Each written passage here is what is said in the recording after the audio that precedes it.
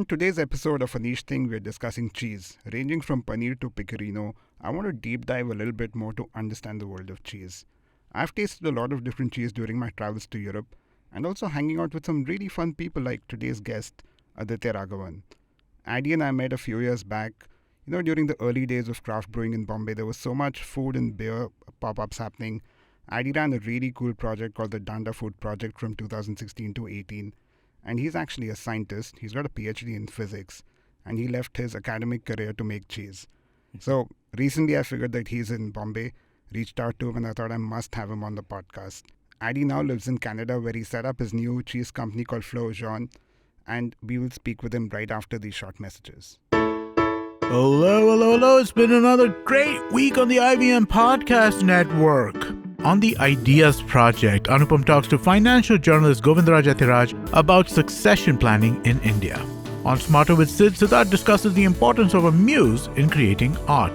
On Marathi Khirkitun, the Deshmukhs talk about the impact of Begum Akhtar, known as the Empress of Ghazals. On the Longest Constitution, Priya Mirza talks about electoral bonds and their unconstitutional nature.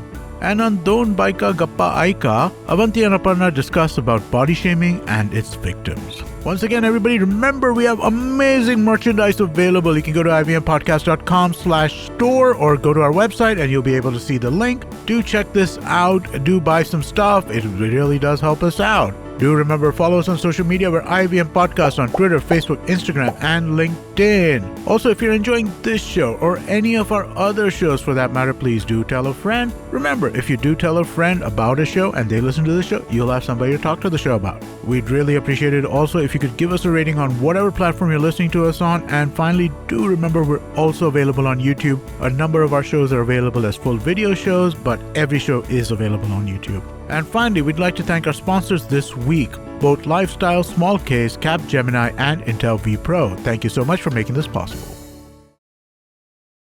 Welcome back to Aneesh Thing, and welcome to the show, Addy. Good to see you after so long. Yeah, it's great to be here. Been a while, man. Yeah. So, to get right into things, just tell me, what is cheese? How do you even define cheese? That's a very interesting question. Of course, I think of cheese as one very good way of preserving milk. Okay. So that's how I think of it. What's vegan cheese then? What's vegan cheese? What's vegan cheese? Oh, This is my question for later, but yeah, if you're going by that definition, where does vegan cheese fit in?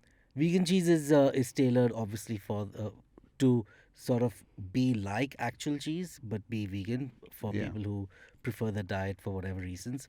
But yeah, so that's there's no real clear definition of why it would exist.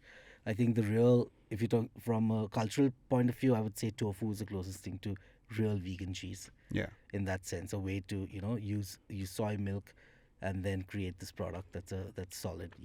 So if we go back to the history of cheese, culturally, preservation would be the main Yes, point. absolutely. hmm Amazing. And how do you then start defining cheese in terms of classifications? Like, do you go by hard, soft type stuff, or do you go by types of milk? Yeah, I mean, so there are several ways to look at it, but I would say for one, definitely types of milk. What's happened is historically, like I'll give you an example of feta, for example. The traditional European Union defined feta, and it's regulated in Europe. To use the word feta, it has to be sheep milk with only up to 15 to 20% of goat milk, and there's no cow milk. But that is the traditional version of feta. But nowadays, obviously, everyone makes feta with cow milk in other parts of the world, and they still call it feta. So I would say that there is a historical context to every cheese, but knowing the milk is important, and then knowing what the texture should be of the cheese is important, and also with that comes the age of the cheese. Okay. So these are three factors that sort of initially would help you define a cheese. Fair. And again, just to understand, how do you break down types of cheese? Yeah, and so the way I would break this down is you can have cheeses of various ages. Like a fresh cheese is usually a soft cheese. It's almost like the way you have labne, which is a very popular product from the Middle East and which many people in India are used to now and have had a taste of. soft creamy cheese like that. In Europe, you have the version of that. It's called fromage blanc in France. In Germany, it's called quark. And there are various versions of that in all milk producing communities across the world. And so these are just soft cheeses that are not expected to last for years or even months. They're supposed to be eaten fresh. Out of that developed this sort of like the Philadelphia cream cheese, which was a stabilized product that can sit in your fridge for months, but that is more like an industrial product there. So, and that was made so that because people like the soft texture, but they want to buy a jar and maybe not eat all of it within 5 days. Yeah. Uh, so with this, that's a soft cheese. Then you have cheeses like a bloomy rind, which is a cheese which is starts off as pretty soft, and then you have this mold that grows on this beautiful white velvety mold, and then develops this really mushroomy and gooey texture inside. Obviously, good examples of that would be brie or camembert. And then from that we can go to other types of cheeses where you have where they're meant to be firm, but then they age differently for different reasons, and that's when it gets very interesting. So, for example, your classic cheddar, for example, that most of us are comfortable with, is available in several ages. You can get a young cheddar, which is just maybe 30 days old, and you can get a really aged cheddar, which is 2 years or 3 years old. And so these cheeses have that entire spectrum, or that entire lifespan where they change in flavor and have more and more complexity, and there is a purpose to aging them more and more. But of course, as you age them, they lose weight, like they lose moisture and the weight reduces, and there's a lot of labor in aging them longer, and so the price starts going up, much like like expensive wine. For Yeah, I was example. just going to Yeah. say that's so Yeah. much like wine. Even terroir would come into play, right? Like how you said that initially, let's say this good feta example, Right. but now it's done differently. Mhm. I'm guessing a lot of not Italian only, but a lot of European cheese comes with its own terroir or GI sort of regulations. Yeah, absolutely. So, similar to the GI tag in India, there is AOC, that's the Appellation of Origin Control A, again similar to the wine Yeah. world again, and you have versions of that. It's called a PDO in Italy, which is product. I don't remember what it stands for. You can Google it, Okay. and so you have various versions where so the definition of that cheese is decided upon by the community that or the sort of like the union of cheesemakers within that community. For example, Asiago. Yeah. There are 15 cheesemakers that make it, and there may be, let's say, 30 or 40 families who actually have the cows that that produce the milk and all that stuff. And so they come together and decide. It's like a consortium. They come together and decide how they want to define Asiago, and then the EU will pass that on, and that has been passed many years back, many decades back. But that's how it happened. The EU then passed it on and defined that this is an Asiago cheese. It has to be from so and so cow. It has to be from only summer milk. Sometimes, maybe not. I'm giving you an Yeah, example of here. course. It has to be only grass fed. This is the type of culture you can use. No other culture in the recipe. You cannot do certain things, and you can do certain things with some variability because every farmer might make it slightly different. So it's not strict, so that it becomes an industrial product, but it is adhering to cultural restrictions, so that it doesn't get diluted and cannot be gone. So you can't make Asiago in some other town. Yeah. Basically, it has to come from the Venetian Alps or wherever it comes from now, and you can't take that idea. We can make that in India, but we shouldn't be calling that Asiago. Basically, Yeah. So even a cheese like Parmesan, yeah. is that? That's definitely a DOP cheese, yeah. Yeah. And you cannot like it's so obviously uh, Parmigiano Reggiano is from Modena, and so Yeah. that's one that's controlled. And you can also have a subcategory, like you have the Vache Rosé, which is Parmigiano Reggiano Vache Rosé is the red cows. So that's only from these. I mean, it's not the color of the cow. It's actually a breed called Vache Rosé, and so you can only have it from that. And so those are some of the good sort of rules that were set into place in Europe. Because cheese, let's face it, cheese. You can go to Australia, you can go to the US. There's some great artisanal cheese. India is a booming market, and Oh, we're yeah. going to talk about that soon. We'll definitely get Yeah. into that. But all cheese is basically like the cheese that we identify as cheese is basically European Yeah. products, right? much like in the wine world, right? And of course, with a few exceptions, maybe of wine being made in Turkey is part of EU or is about to become part of Oh yeah. EU. But apart from that, most of these things are traditionally European products. Yeah. I remember growing up, there was a cheese in Kashmir called Kalari, and we would go to the market, and there would be these street vendors selling Kalari with some salt. Right. And Nice. I think that's my first memory of a cheese that was not a Amul cheese from a tin can. Right. That just was different. So moving on to tasting cheese, I've got a bunch of really random cheese from the supermarket. Take me through tasting some of this stuff, right? What all are the points that you look for? Like, let's say you mentioned texture earlier, Right. and I'm guessing if it is a blue cheese or a, let's say, this Parmesan, there are certain, what we call in the wine world is typicity, right? If it's come from a certain classification, you're expecting a certain taste. So, Yep. what kind of things would you expect? And if, let's say, a brie was not made in France but was made in India, how would your expectation or evaluation change of that? Right. Oh, that's a great question. Okay, so just looking at the cheese board that we have in front of us right now, uh, I think visual. Let's talk about visuals first. You want, I mean, I can see that there's a sheep milk cheese. The way you identify sheep milk cheese is that it's white. It has a glossy look to it, and this is in fact a truffle pecorino from Italy, I presume. Yeah. And so this is a great example of visual cues to identify different cheeses. Of course, blue cheese is easy, and we have I guess that's a Gouda Yeah. infused with cumin seeds, which is very popular among Indians, of course. So that's a one step. Now, most people like like when you ask someone what their favorite cheese is, it could be anything. They could say anything. They could say provolone. They could say Yeah. Gouda. They could say cheddar.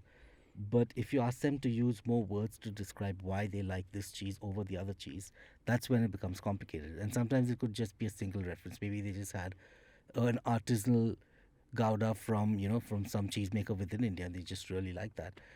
But that doesn't mean they particularly like that entire category of cheeses, right? And so it's hard for people to understand, or for the people who don't work in cheese to understand those nuances. Even saying how a cheddar and a Gouda are different, like what do you taste that's different between them is a difficult concept for many chefs as well.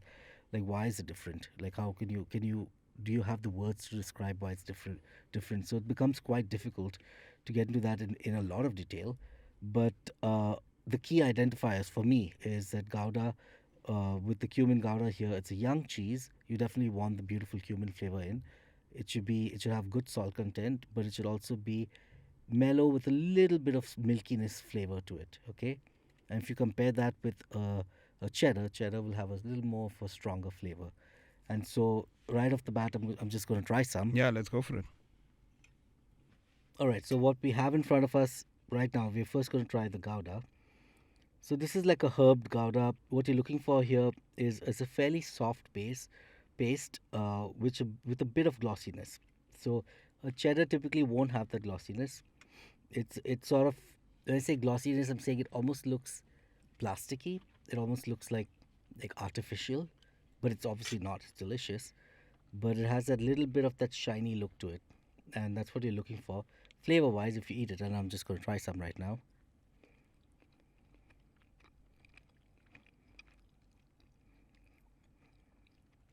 This one has garlic and nettles in it. It's very flavorful from the spices and herbs used.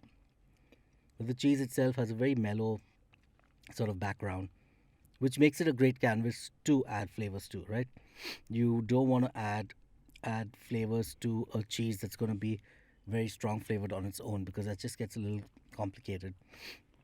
Is And so, adding flavors to cheese a no-no in the cheese making world, though? not really. It's not. I mean, it is. It's an easy way to get more skews out of Yeah. one recipe, basically. Uh, as a producer, that's an easy solution, because if you have a small little shop and instead of just having one Gouda to sell, now suddenly you have 15 Goudas to sell, and people might buy three pieces instead of just one. And so that's one reason to do it, of course. Flavors have historically been used a lot in cheese. it is a way for a cheesemaker to be creative. They want to be creative as well with their product, and sometimes using flavors is a good way of doing it. A smoked cheese, for example, can Yeah. be delicious, right? And so I personally like I avoid doing a lot of flavored cheese, but sometimes I think it is necessary to do because people tend to, they tend to look for that as well. I think the market also sort of expects this. How do you smoke cheese? Like all these smoked cheddars, where does the smoking process start? I mean, the real way to do it, the proper smoked cheddar that you get is the applewood smoked cheddar, which is you take whole wheels of cheddar and you have to cold smoke it. Cold smoke means below 25 degrees Celsius ideally. It's still so butterfat melting point is about 22 degrees Celsius. So what happens is that as it smokes at 25 degrees Celsius, some of the fat from the cheese will come out of the cheese. You'll see this when you even leave cheese at Indian room temperatures for a while. It gets a little oily on the outside. Yeah. That's what's happening in the smoker. But all that smoke gets attached to that fat. And so if you buy an applewood smoked cheddar, you'll see that sort of that orange rind on it, Oh, yeah. basically, which is fully edible. But that's just the fat that had come out when you were smoking it, and it's absorbed all the smoke, and it's created this beautiful color. What's the word for it? I forget the word. Well, that's what happens with like even with smoked meat, smoked Yeah. chicken, and ham and all that.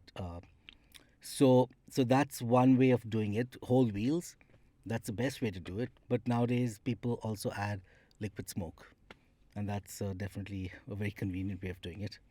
Liquid smoke is basically it's like a food safe liquid that has flavors of smoke in it. Little goes a long way. Like 1 teaspoon for like 50 liters of milk will create that flavor. A little cheat way of doing it. Yeah, it's not the real thing.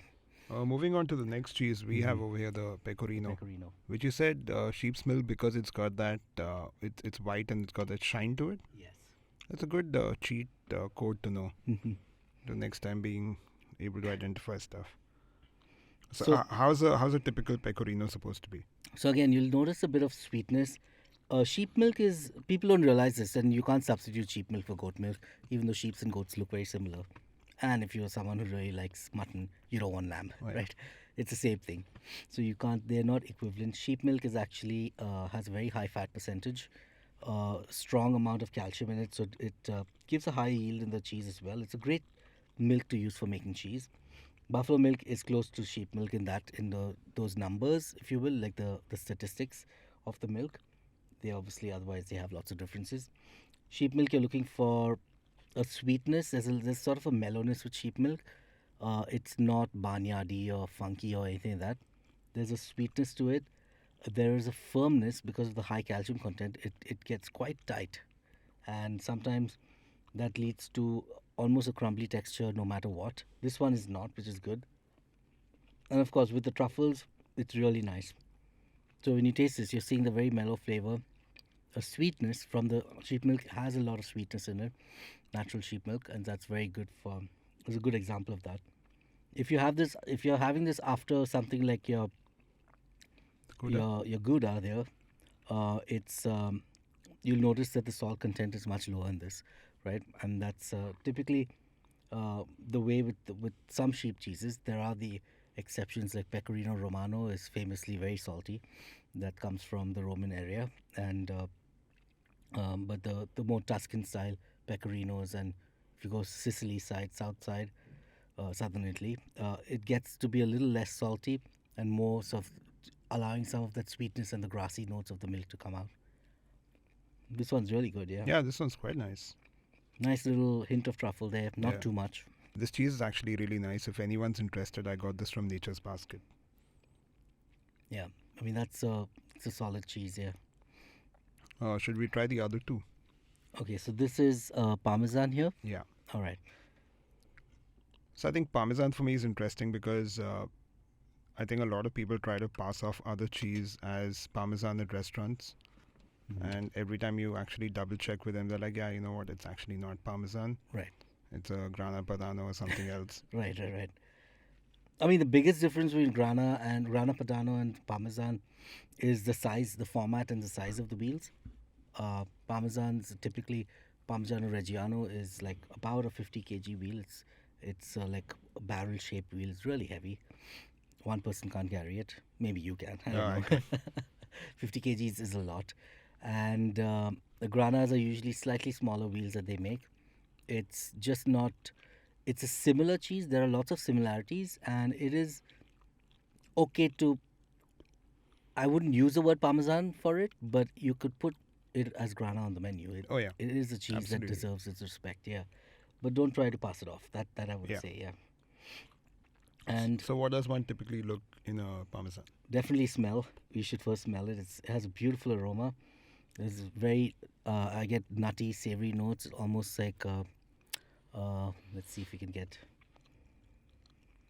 butterscotchy but salty, like salted caramel butterscotch notes, and lots of umami in the aroma as well, like almost like you're smelling a bottle of soy sauce, Oh yeah. right? If you open a soy sauce bottle and smell it, there's that sort of that. It's hard to describe apart from saying umami for that smell. But if you smell this and smell a soy sauce bottle, you'll understand that connection. They smell very different, but there's that one commonality there. Texture slightly crumbly, nutty inside, and it is a lower fat cheese than a Gouda, for example. It is made with part skim milk, and so you will notice more of that crystallization of the proteins. Um, and so yeah, beautiful flavor. I mean, again, it's hard to describe. It's that beautiful balance of a little bit of sweetness, good saltiness, and then have just a tiny bit of everything in there. This smells really good. Yeah. I've actually never smelled a parmesan really, and I'm wondering why Yeah. I didn't do that earlier. This is Yeah, like, I mean, I wouldn't say smell fish sauce and then smell this, Yeah. but soy sauce maybe. Yeah. Yeah, fish sauce. You'd still get it's some form of a glutamate, sodium glutamate, which is or monosodium glutamate, which is MSG. Like it's some form of that you're smelling. They are not necessarily aroma compounds, but when it's very intense, that's what you're smelling. I don't know the details of what that volatile compound might be that's common between Yeah. these, but you'll see that connection with umami. This is a cheese that's defined for its umami, and so identifying this is very easy if you work in the cheese world, for example. And yeah, it's a very difficult cheese to make. I keep telling people, like, I'm a cheese consultant in India as well, and people are like, "Oh, can you make parmesan? Can we make parmesan?" I'm like, it took about 1,000 years for them to make parmesan perfect. I don't want to attempt it. that's actually true. 1,000 Yeah. years, huh? That's mad. Yeah, well, approximately. It's, Yeah. and probably hundreds of thousands of people, like generations of people, improving, Yeah. understanding why it ages better in this corner of the room as opposed to that corner and stuff like that. That it's soft knowledge, nothing written down. Now there are rules, but it's all handed down knowledge, and it's this great cheese that you can't really recreate Yeah. it in a meaningful way. I think then now it's a good time to talk about the Indian landscape because Mm-hmm. I think again 5-6 years back, if you looked at the cheese options in India, apart from your bigger brands doing super commercial stuff, I don't think there was anything artisanal back in the day. And just tell me a little bit more. I know of a few brands though, Yeah. and Pratik, Spotted Cow, we both went to photography school together. Nice. So clearly we're doing very different things now. Right. But tell me how the Indian landscape is. I think it is brimming with potential. There are, I mean, I would say Spotted Cow has done a great job. I think they started maybe 2014, around 8 years ago, and I may be wrong, but yeah, around that time. And I think the key to the success of the Mehra brothers and Spotted Cow is that they literally started, ground up, just from their basement making cheese. That basement was so much fun. They would have Right. they would have homebrewed beer and cheese Exactly. in that basement. Yeah. And I mean, when you make cheese like that, when you make it from, and in India, not even in the West, where you can just buy really good milk off the shelf or something, but finding from that level itself, from that stage, when you want to make your first wheel, you have to find good milk, you have to find the ingredients to make the cheese, you have to find, you're developing the know-how that's specifically good for India. Yeah. You can't open a book and get that knowledge, and that's what Spotted Cow did, and that's, you can see their success now. Eleftheria also started around the same time. Again, Mossam, very talented cheesemaker, very focused on perfecting her recipes Yeah. as she makes the cheese, and you will see that, like, it's It's effortless now for her to make 1,000 balls of burrata. If Her she had burrata is to. so good, and It's her amazing. truffle burrata Yeah. and the Brunos. Bruno's is, yeah, that's the award-winning cheese, Yeah. eh? Yeah. The Bruno's is excellent. I just had it recently, about 2 weeks back. It's like I've made Bruno's before, but that the balance that she has with the sweet and savory and salty notes, and just to think that this reduced whey, there's just so much natural salt in whey in milk. There's so much natural minerals in milk that you don't taste, and you can taste that in her Bruno's, which is amazing because it's reduced. It's like hundreds of liters of whey reduced to a little bit, and that's what gives you that very strong flavor. If you think of it similar to something like Hoya or Mawa, when you reduce milk, there's actually a lot of saltiness in traditional Hoya because it's just the minerals that exist in the milk. It's the terroir, right? It's Terroir. it's what the cows are drinking and eating, and it's what's coming in the milk. What the cows are eating and drinking just sounds funny to me, but yeah. Yeah, a cow needs to drink a lot of water to create milk. It can't create milk out of Yeah. just solid food, Yeah. right? Yeah. It's liquid. It's 95% water in milk. So yeah, it does sound funny though. So we have two of them. We have Spot Cow and Alfatira. Who else? Yes. So these were, in my opinion, they were the big. They were small back in 2014 and 2016. They grew, and now they are like really well established brands in Mumbai. I I've been living in Canada, so I've not been following others. I might miss a couple of names, but I think what's happening in the north is very interesting. Well, I don't know if it's exactly Dehradun, but generally Uttarakhand and Himachal, there are some new cheesemakers like Darima is Yeah. a good brand, and I'm trying to remember the other names. Of course, there is then Begum Victoria in Bangalore, which is a very very exciting project that I've also helped. I've also consulted with, and so there are various sort of players coming in different levels. So, for example, the guys in the north, like in the Uttarakhand area and Himachal and all that, what they're trying to do is they have good milk, and they were trying to create a value added product, and that's the route they took. They're like, okay, we have the good milk already. We're going to make cheese and we're going to sell it in Delhi and Bombay and so on and so forth, and move to other cities. And that's sort of the one model.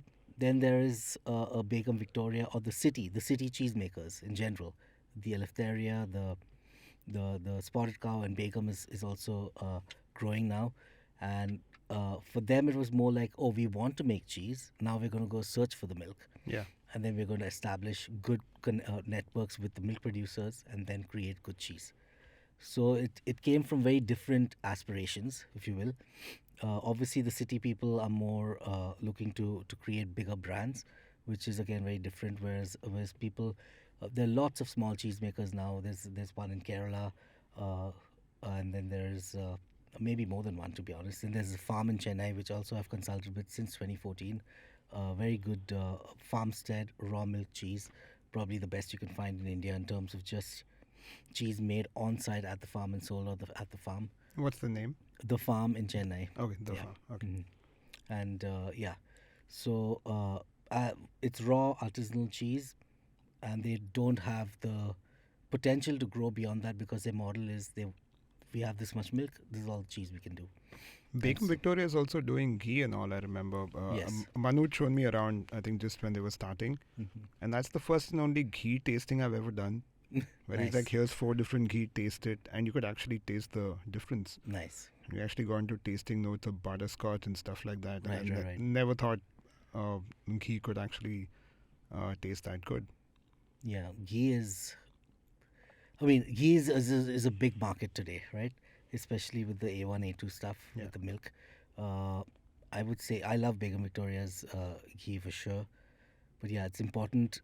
My dream is that everyone actually, because ghee is so important to everyone. Everyone has ghee in their house, Yeah. right? Everyone has ghee in their kitchen. And so if people took it a little more seriously and were like, okay, I want this ghee. I just don't want to buy ghee that this dukan is selling. I want this particular ghee because of this, because of some taste. Yeah. Not because it's cheaper, not because it's supporting some friend or something like that. But if people start, because ghee is such a big part of Indian culture, if people would start, choosing it based on flavor, of maybe something they had that their grandma used to make or something like that, then we can really have an amazing ghee explosion in India. Right now, the big players are like there's a lot of A2 ghee, and it's all about the branding. About it's less about the taste, but more about, oh, mine is desi cow, that's why you should buy it. Right now it And is that, yeah, yeah. Yeah. so we need to go out of that and focus more on why do you like it, and I can tell you why mine is good because it tastes better, and that's how we should be selling it or improving it.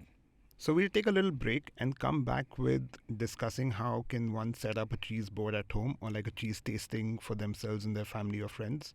Yeah? Sounds good. All right. See you on the other side of Anish Thing after these short messages. Previously on Varta Lab. After 3 wonderful seasons, Akash and Naveen went their separate ways in search for glory, comedy, and comedy glory. But all they found is long transit time, bureaucracy, and upset stomachs. Now, after 3 years of collecting stories and hustling, I can't mention. Bullies. There's no need to overact. Bullies. Akash and Naveen are back at the lab Let's do it. with Stories, we've got stories. They're a little bit of funny and a little bit of December. You wanna hear them? It's got humans. They're sitting in a box and talking roll at Warthog Lab. Welcome back to Anish Thing. We're with Addy discussing everything cheese. So, Addy, if someone has to do a cheese tasting at home, see, not even a formal cheese tasting, right? People are coming over, might be having some wine. How does one go about setting up a cheese board? And maybe perhaps like 10 recommendations of cheese everyone must try. Okay, that's those are two great questions. As far as like creating a grazing board at home for cheese, and like a cheese and charcuterie board, but let's just stick to cheese. But cheese board, I would say you definitely want to have variety. So that comes in the form of types of milk. So maybe unless someone you know in the group that you're curating this board for doesn't like goat milk, I would say you want to have a soft cheese like a chèvre or goat cheese. It's a really it creates a great counterpoint to other cow milk cheeses that are very different flavored, and automatically creates a very wide spectrum to your cheese board. So I would say a soft cheese with goat milk is great, and then you want to do texture wise when you're going, you want to go from obviously soft to hard, and then gooey being the bloomy rind cheeses. Uh, Blue cheese sort of fits in that. It depends on whether people, again, blue cheese is very particular. If people don't like it, you don't have to put it. But if Yeah. you know that you're going to have a very adventurous crowd, for sure put blue cheese. And I would say then in that case, I would do a board with say 5 things, and let's assume that they're very adventurous people. I would do a soft goat cheese, maybe with some herbs Provence on it, and then do a blue cheese, a young to medium aged either cheddar or gouda, and then you do a blue cheese, which is going to sort of again be a good counterpoint to. About the same age as a young cheese, but it has a completely different texture. Do a bloomy rind cheese, which again completely different. It's going to be gooey and soft and unctuous, and then a standalone really good aged cheese. So, what would be the example of the bloomy rind cheese? So definitely, if you could get a local version of a brie or camembert, that'll be good because, as we're talking about, the local cheesemakers in India are doing a great job with these category of cheeses. Uh, the kind of bloomy rinds that you would get in a grocery store or supermarket today, that's coming from Europe, is usually very controlled because it has to have a very long shelf Yeah. life, and so it doesn't get that gooey. But like the guys Spotted Cow and Bacon Victoria, their bloomy rind gets really gooey and nice and strong flavor, mushroomy and notes of like earthy notes, and and barnyardy notes. These are Yeah. very nice, and so I would say try and go local with that in particular. For the aged cheese, you can go local or preferably go with a strong flavored aged cheese. Again, Parmesan's a great example. People think of Parmesan only as a grating cheese Yeah. over pasta, but for sure you should hold a piece of Parmesan, I'm going open to it do up. that again. I'm so Yeah, fascinated open with it up, this. smell it, and taste it, and you'll be surprised. There's a lot of flavor there. Now you have 5 or 6 cheeses. The important thing is these all have fairly different textures, but you want to also play with if you want to do flavored cheeses, then you need to choose 1 or 2 of those cheeses to be flavored, and that could be, for example, your cumin gouda or something like that, or a smoked cheddar. So that will again create a little bit more dynamics to your board. And the other important thing is your condiments. Cheese pairs well mostly, in my opinion, with sweeter condiments. There are exceptions. I would do a smoked cheddar with mustard, for example, like the way you do smoked ham with mustard. That works. But I wouldn't want to do, and of course, like fresh mozzarella with tomatoes. Yeah, for sure. Oh, yeah. Always Yeah. classic. But in general, like with a blue cheese, you want to use something that's going to relax that flavor of the blue cheese. Maybe like a jam or a compote, like a fig compote would be delicious with it. It's pretty classic. You could have a herbed compote with rosemary or something like that. This is varieties of this is these are available in shops these days. Texture, you want something with, if there are no nut allergies, you can have nuts on the board, smoked nuts, salty nuts, even spicy nuts. That might be very nice. Spicy cashew nuts. Obviously, you want to have crackers and stuff like that. Only because the cheese is already kind of, none of them are that hard. So I don't like fresh bread on my cheese board, because it kind of sort of, I mean, if I have spreads and dips, I would use fresh bread. Yeah. But with cheese, I think I would go with crackers or s- excuse me, or sticks and stuff like that. Yeah, I think that's going to be a fairly good cheese board. So you're thinking about a good cheese, a nice blue cheese that you know you like, and then maybe a flavored Gouda, a bloomy rind, maybe a smoked cheddar, and then a big aged cheese at the back. It could be a Parmesan, or if you can get your hands on like an aged Gouda or something like that, 2 year aged Gouda, delicious. That sounds really good. In my addition to this board would be right now the Brunost from Oh, Alfateria. Because that's absolutely. just a phenomenal cheese. And because it's so different, I know people, like, it's an acquired taste totally. Yeah. And it's either love it or hate it sort of a thing in the beginning. And then I think people get around to it. Right. I mean, I think most people don't know how to react when they eat Brunost. It's not at all familiar. Uh, uh, but yeah, I agree.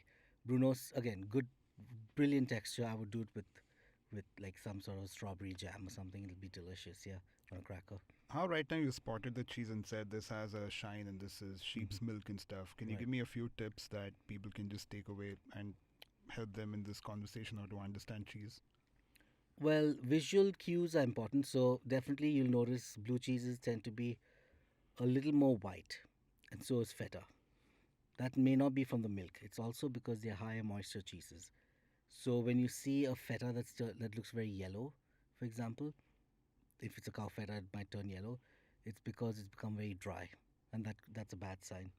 Or if you see a blue cheese that's overly crumbly, then it's sort of, no one makes a blue cheese where you cut into it, it's just going to become a crumbly mess, right? So overly crumbly blue cheese is not ideal. There are exceptions in the sense that some people, I think Dana Blue sometimes does the very crumbly bits of blue, but that's almost like made for salad kind of thing, like a topper for salads. But I would say you want your blue cheese to still sort of be, you should be able to cut it with a knife, a soft butter knife, but you should also be able to make it slightly crumbly if you can. Other cues, of course, all sheep milk cheeses are white. All buffalo milk cheeses are also white. And all goat milk cheeses are also white. And I'll explain why. It's because cows, when they eat grass, they get beta carotenes from the grass, and they don't absorb the beta carotenes. It goes into their milk, and that's what the yellow color. Carotene, as in carrot, it's the same active compound that gives carrots its color, and that's what makes cow milk yellow. And so, should the cow ghee is usually yellow because beta carotene dissolves in fat, and so all that beta carotene goes into your ghee. and hence you can taste the better qualities of ghee depending on the feed. If you see a very pale yellow ghee, it's probably Yeah. not a great feed, right? Got it. Now, what happens with goats, sheep, and buffaloes is that they take the beta carotene from the grass, but they digest it and convert it into vitamin A, and that's what comes into the milk. And so you still get beta carotene is sort of the precursor to vitamin A. That's what we humans would do. We consume the beta carotene and we absorb it into our body as vitamin A. So these other milks are doing that for us. So we still get the vitamins from it, which is great. If you're wondering whether it's healthy or something, no, it's nothing like that. So those are the visual cues. White-looking cheese is probably a sheep, goat, or buffalo milk, and it's fairly obvious at that point whether it's going to be which one of those three. So buffalo is probably going to be mozzarella, which Yeah. is yeah, and sheep milk. You can tell this is sheep milk because it's obviously a firm cheese, and you don't see a lot of firm goat cheeses.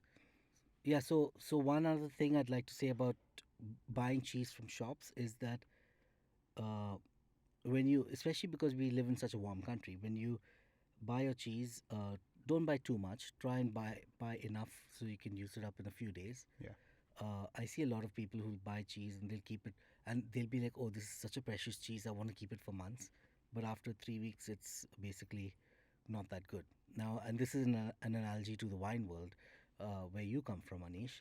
And it's like when you open a bottle of wine, it might be a very expensive, might be a 20,000 rupee bottle of wine, but you can't save that. You have to use it up. Trust right? me, I'm not saving that. If that Yeah. bottle's open, it's getting over. That's the whole point. Yeah. I mean, wine is even more volatile to Yeah. the exposure to oxygen, but even cheeses will eventually oxidize. If not just oxidize, they will develop mold on it if there's a lot of moisture in the cheese or other such things. So, buy small quantities of cheese and use it up as and when you need.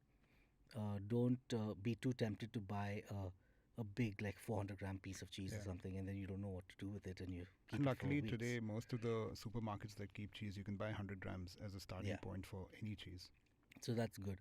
So I think that's one of the things I noticed that people do sometimes is that they just buy too much cheese, and it doesn't get over in time, and it's a declining sort of a scale of in terms of quality. It's like it's only going to get worse the longer you keep it, because think of it this way, okay? When it's a wheel of cheese, the interior has not seen oxygen. You say that cheese is aged for 6 months. It has never seen oxygen. When you cut into it, now suddenly it's exposed to oxygen. It is beginning to deteriorate, basically. I never thought cheese would start to oxidize. Basically, that's what's Yeah, it's happening. oxidizing. It's being exposed to also potential, fungi and Yeah. stuff that will grow on it because it has fungi love lactic acid. There's so much lactic acid in the cheese. Yeah. So if you've noticed, if you just gently wrap a piece of cheddar or something and put it in the fridge for like a week, you will notice a bit of white mold growing on it, which is okay to eat, but it changes the flavor completely, and you'll get that metallic taste and stuff Yeah. like that. And But so, what about the rind of the cheese? Because a lot of people on a camembert also will perhaps leave the edges. Like I've seen that a lot here at least. ideally, you should eat well. If it's supposed to be tasty with the rind.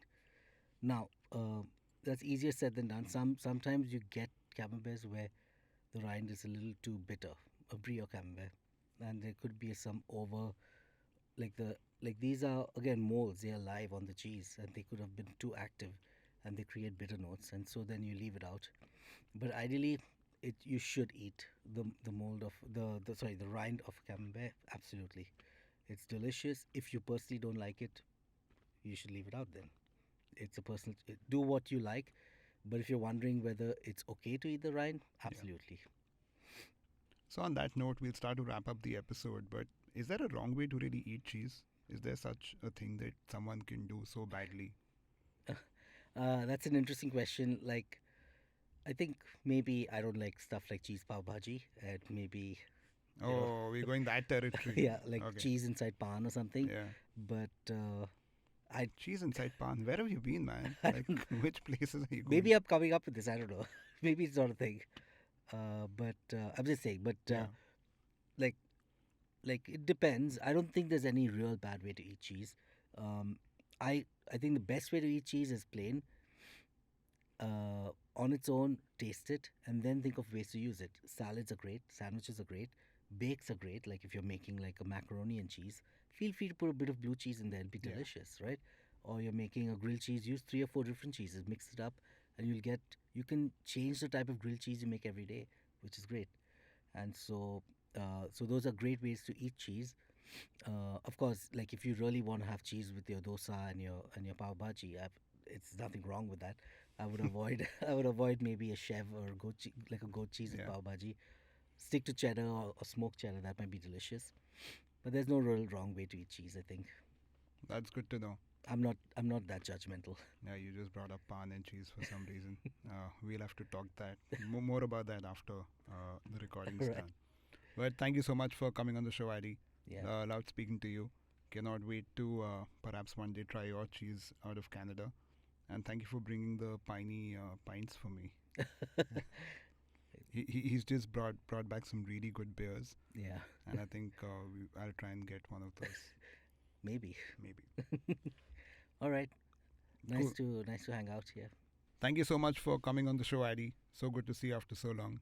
Yeah. Glad to have been able to come here. Yeah. Can you also let us know your social media handles? Yeah. Well, you can follow me on my personal account, Big Addy. I post a lot about my travels and food in general. And my Instagram handle for my cheese business is FJ Cheese. And you can find it on Instagram. Yeah, and if anyone's traveling to Canada or coming back from Canada, please bring some cheese back for me. Sounds good. Yeah. Cheers, man. Thank you for coming. Thanks. Well, I hope you enjoyed this super cheesy episode of Aneesh Thing, and we will be back next Tuesday with a fresh episode.